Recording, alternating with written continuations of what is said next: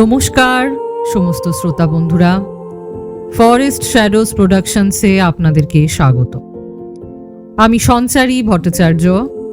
আজ আপনাদের সামনে পরিদর্শিত করতে চলেছি শিবপুরাণের আরও এক অজানা দিক, যেটির মধ্যে দিয়ে আপনারা জানতে পারবেন মহেশ্বরের ব্রহ্মা এবং বিষ্ণুকে নিজের নিষ্কল ও সকল স্বরূপের পরিচয় দান প্রসঙ্গে লিঙ্গ পূজার মাহাত্ম্য বর্ণনা।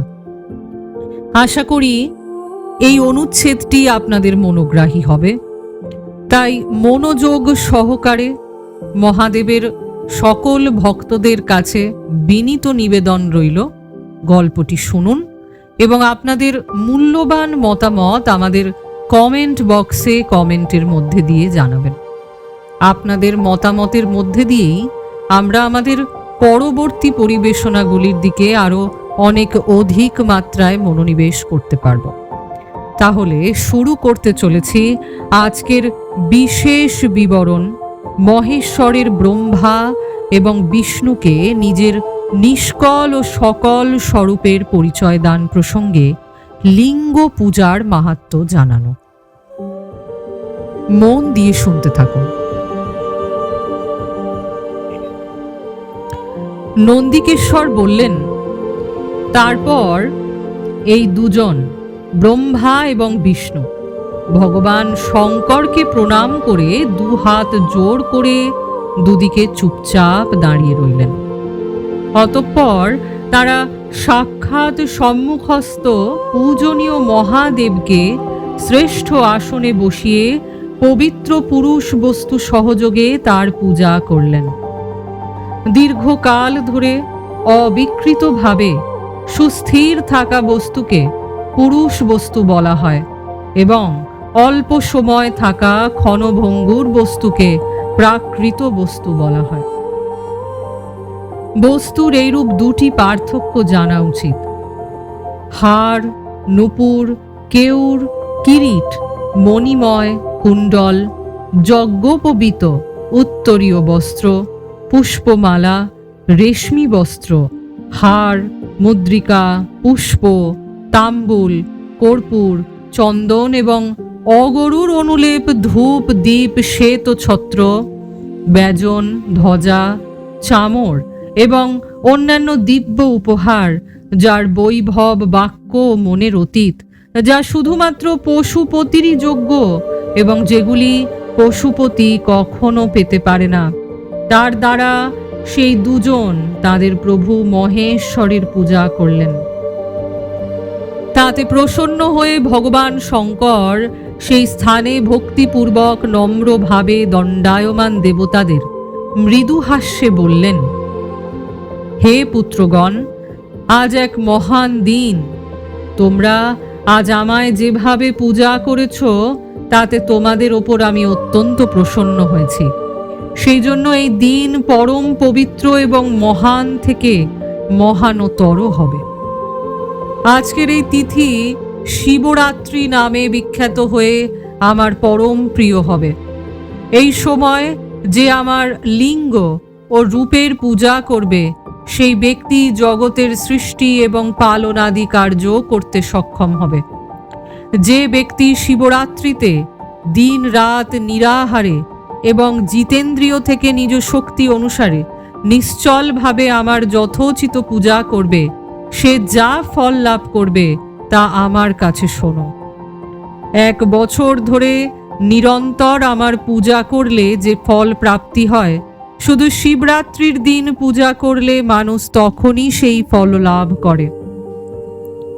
যেমন পূর্ণ চন্দ্র উদয় হলে সমুদ্র বৃদ্ধি প্রাপ্ত হয়, তেমনি এই শিবরাত্রি তিথি আমার ধর্মের বৃদ্ধির সময়। এই তিথিতে আমার স্থাপনা আদি মঙ্গলময় উৎসব হওয়া উচিত।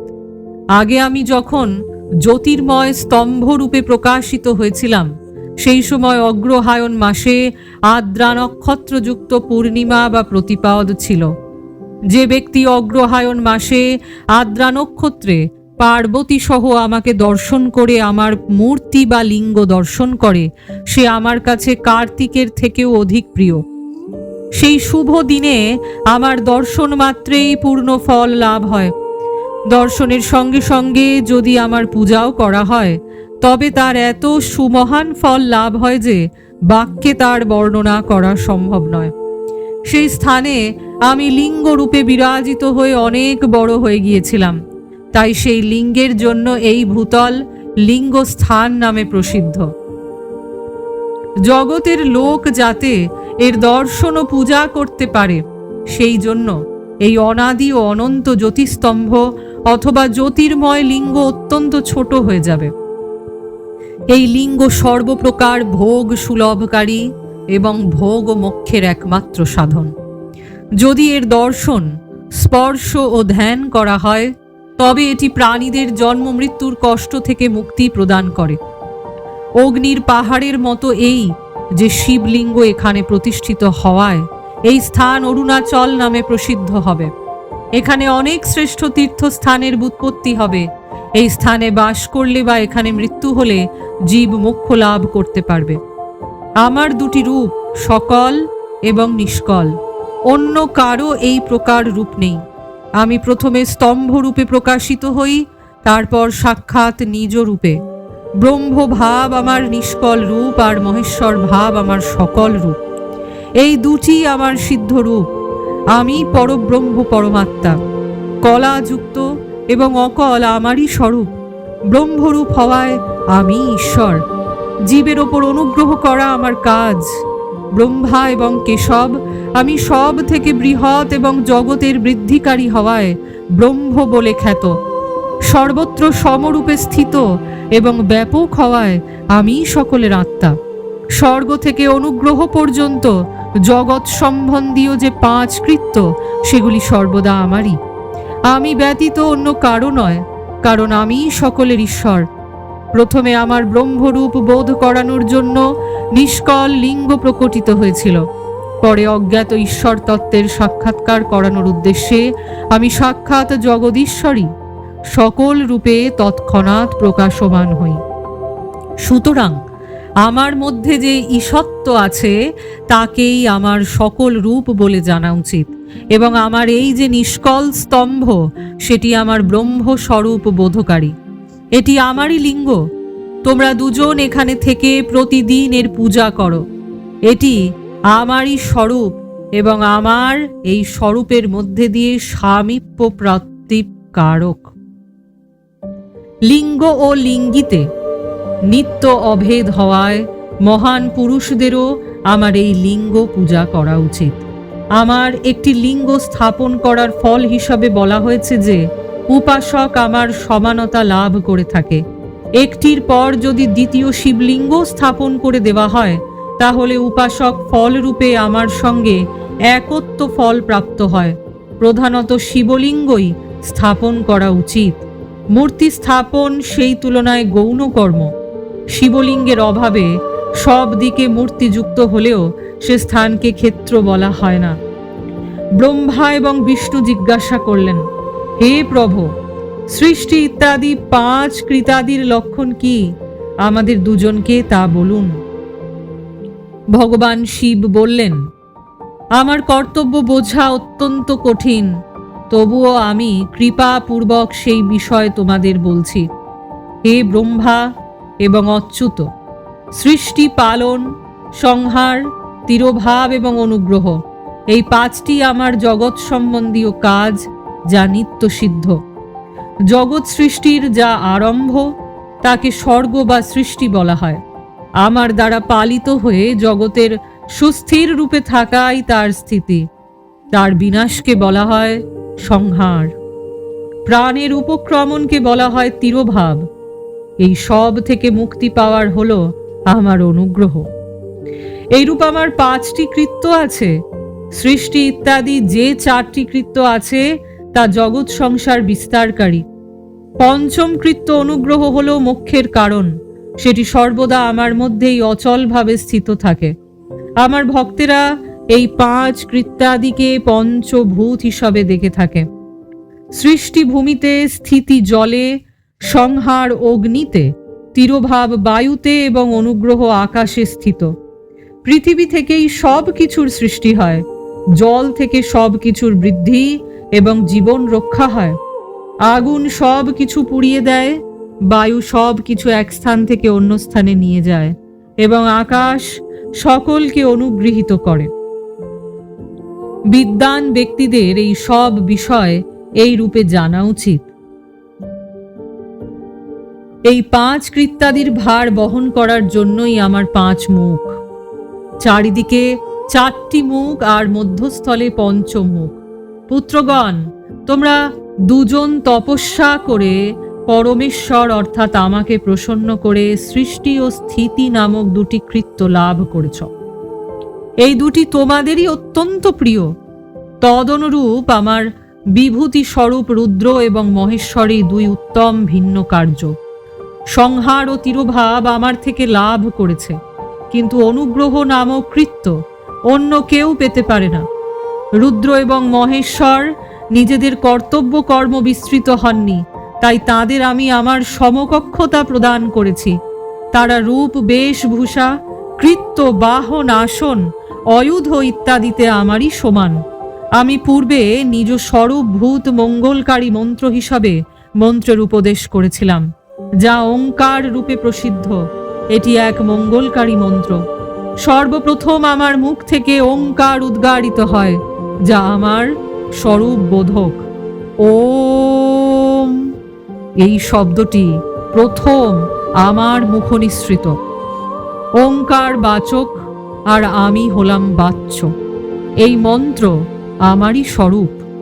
প্রতিদিন নিরন্তর ওঙ্কার স্মরণ করলে আমাকেই সর্বদা স্মরণ করা হয়।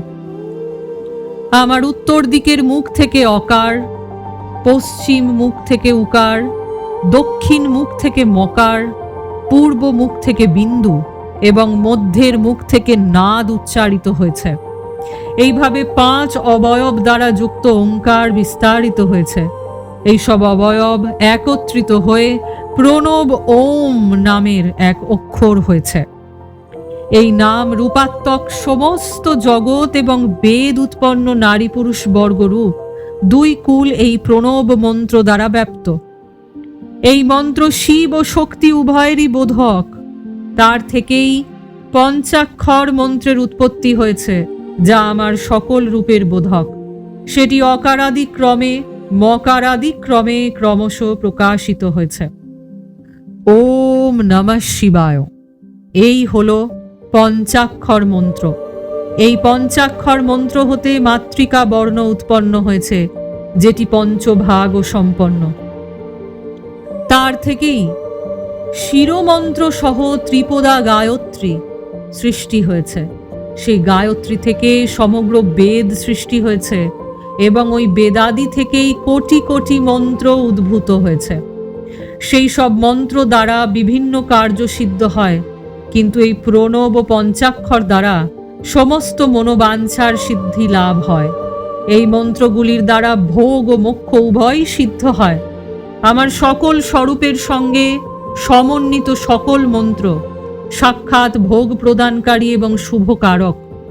নন্দিকেশ্বর বললেন, তারপর জগদম্বা পার্বতীর সঙ্গে গুরুবর মহাদেব উত্তরাভিমুখে বসে ব্রহ্মা ও বিষ্ণুকে আচ্ছাদনকারী বস্ত্র দ্বারা আচ্ছাদিত করে তাদের মস্তকে নিজের করম কমল রেখে ধীরে ধীরে মন্ত্রোচ্চারণ করে তাদের মন্ত্রের উপদেশ দিলেন।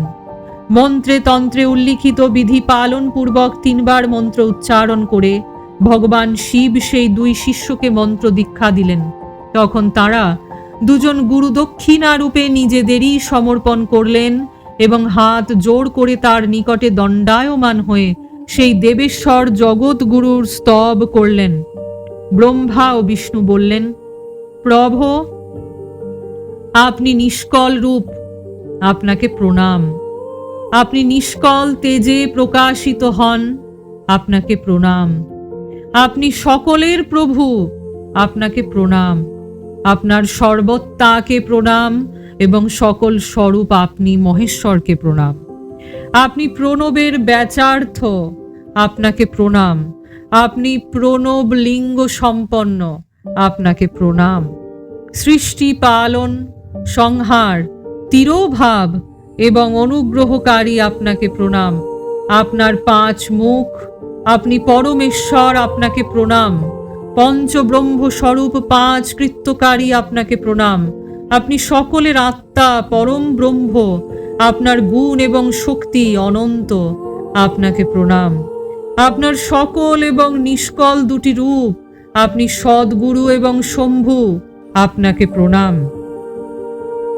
এই অর্চনার দ্বারা নিজ গুরু মহেশ্বরের স্তুতি করে ব্রহ্মা ও বিষ্ণু তার শ্রীচরণে প্রণাম নিবেদন করলেন। মহেশ্বর বললেন, আদ্রা নক্ষত্রযুক্ত চতুর্দশীতে প্রণব জপ করা হলে তা অক্ষয় ফল প্রদানকারী হয়। সূর্যের সংক্রান্তিযুক্ত মহা আদ্রা নক্ষত্রে একবার প্রণব জপ করা হলে তা কোটিগুণ জপের ফল প্রদান করে। মৃগশিরা নক্ষত্রের শেষ ভাগ এবং পুনর্বসুর আদি ভাগ পূজা, হোম ও তর্পণ ইত্যাদি করার জন্য সর্বদা আদ্রার সমান হয়, এটি জানা উচিত। আমার এবং আমার লিঙ্গ দর্শন করলেই প্রভাত কালেই, অর্থাৎ প্রাতমধ্যাহ্নের পূর্বেই তা করা উচিত। আমার দর্শন পূজার জন্য চতুর্দশী তিথির সারা রাত অথবা প্রদোষকাল উত্তম, কারণ পরবর্তী তিথি দ্বারা সংযুক্ত চতুর্দশীরই প্রশংসা করা হয়। পূজনকারীদের জন্য আমার মূর্তি ও লিঙ্গ উভয়ই সমান, তবুও মূর্তির ক্ষেত্রে লিঙ্গের স্থান সর্বাধিক উপরে থাকে। তাই মুমুক্ষু ব্যক্তিদের উচিত তারা মূর্তির থেকেও শ্রেষ্ঠ মনে করে লিঙ্গেরই পূজা করবেন। লিঙ্গকে ওঙ্কার মন্ত্র দ্বারা এবং মূর্তিকে পঞ্চাক্ষর মন্ত্র দ্বারা পূজা করা উচিত। শিবলিঙ্গ নিজেই স্থাপন করে অথবা অন্য কারোর দ্বারা স্থাপন করিয়ে উত্তম দ্রব্য উপাচার সহযোগে পূজা করা উচিত। তাতে আমার পদপ্রাপ্তি সুলভ হয়ে যায়। আজকে আমরা তাহলে পঞ্চকৃত্যাদির প্রতিপালন, প্রণব, পঞ্চাক্ষর মন্ত্রের মাহাত্ম্য, ব্রহ্মা বিষ্ণু দ্বারা ভগবানের স্তুতি, শিবের অন্তর্ধান, এই বিষয়গুলি জানলাম। তার পাশাপাশি শিবরাত্রি সম্পর্কে এক বিশেষ উল্লিখিত বর্ণনা আপনাদের সামনে এই পরিবেশনার মধ্যে দিয়ে রাখলাম। আশা করি শিবের এই বিস্তারিত মাহাত্ম্য বর্ণনার মধ্যে দিয়ে আপনারাও তার সকল এবং নিষ্কল রূপের পরিদর্শন পেয়েছেন, এই মহাত্মাকে স্মরণ করবার সুযোগ পেয়েছেন। শিব আদি এবং অনন্তে বিস্তৃত, তাই তাকে ব্যাখ্যা করা সামান্য কিছু শব্দের কাজ নয়। তা সত্ত্বেও শিবপুরাণের এই সংক্ষিপ্ত সার পর্বগুলির মধ্যে দিয়ে আমরা সেই মহত্বকে, সেই সুবৃহৎ ব্যাপ্তিকে স্বর্ণাক্ষরে সংক্ষিপ্তভাবে আপনাদের সামনে তুলে ধরবার চেষ্টা করছি। আশা করি আমাদের এই পরিবেশনা আপনাদের মনোগ্রাহী হচ্ছে। এখনো পর্যন্ত যারা ফরেস্ট শ্যাডোজকে সাবস্ক্রাইব করে উঠতে পারেননি, তারা আমাদের সাবস্ক্রিপশন বাটনের পাশে থাকা বেল আইকনটিকে প্রেস করে আমাদের চ্যানেলটিকে সাবস্ক্রাইব করতে কিন্তু ভুলবেন না। শিবপুরাণের পাশাপাশি আমরা মাঝে মাঝে পুরাণ সংক্রান্ত বিভিন্ন কাহিনী এবং তার সাথে বিষ্ণু পুরাণ তথা শ্রী ভাগবত পুরাণেরও বেশ কয়েকটি বিশেষ গুরুত্বপূর্ণ তথ্য আপনাদের সামনে প্রচার করবার চেষ্টা করব। আশা রাখি এই ধরনের পরিবেশনা আপনাদেরকে পুরাণ সম্পর্কে জানতে ও বুঝতে অনেকখানি সহায়তা প্রদান করবে। আপনারা ইতিমধ্যেই আমাদের পরিবেশনাগুলিকে আপনাদের ভালোবাসার দ্বারা সিঞ্চিত হওয়ার সুযোগ করে দিয়েছেন। সেই কারণে আমাদের সাবস্ক্রাইবের সংখ্যা বা সাবস্ক্রাইবারের সংখ্যা উত্তরোত্তর বৃদ্ধি পাচ্ছে। তাই আপনাদের কাছে বিনীত নিবেদন রইল, আপনারা এইভাবেই আপনাদের সমর্থন আমাদের সাথে রাখুন এবং অঙ্গাঙ্গিকভাবে পারস্পরিক সহযোগিতার দ্বারা আমরা যাতে ভবিষ্যতে এগিয়ে যেতে পারি ও আপনাদের মনোগ্রাহী পুরাণ সংক্রান্ত কিংবা উপনিষদ সংক্রান্ত কোনো কাহিনী আপনাদের সামনে চরিতার্থ করবার সুযোগ পাই, তার জন্য আপনাদের কাছে বিনীত নিবেদন ও অনুরোধ রইল। এখন আমরা পুরাণ সম্পর্কে যে কাহিনীগুলি আপনাদের সাথে আলোচনা করছি, এর পরবর্তী পর্যায়ে বিভিন্ন কৃতকর্ম এবং উপনিষদ ও বেদেরও বিভিন্ন দিক আপনাদের কাছে তুলে ধরব। আশা করি ঈশ্বর তত্ত্ব এবং সনাতন ধর্ম সম্পর্কে পরিব্যাপ্ত এই দীর্ঘমেয়াদী আলোচনার কৌশল আপনারা আমাদের চ্যানেলটির মধ্যে দিয়ে আয়ত্ত করতে পারবেন। তাহলে সঞ্চারী ভট্টাচার্য, আজকে এইটুকুই নিবেদন রইল আপনাদের সকলের কাছে। আসব আরো নতুন কাহিনী নিয়ে, নতুন পরিসর সাজিয়ে। ততক্ষণ সকলে ভালো থাকবেন, সকলে মঙ্গলময় থাকবেন। ওম নমঃ শিবায়, ওম নমঃ শিবায়, ওম নমঃ শিবায়। নমস্কার।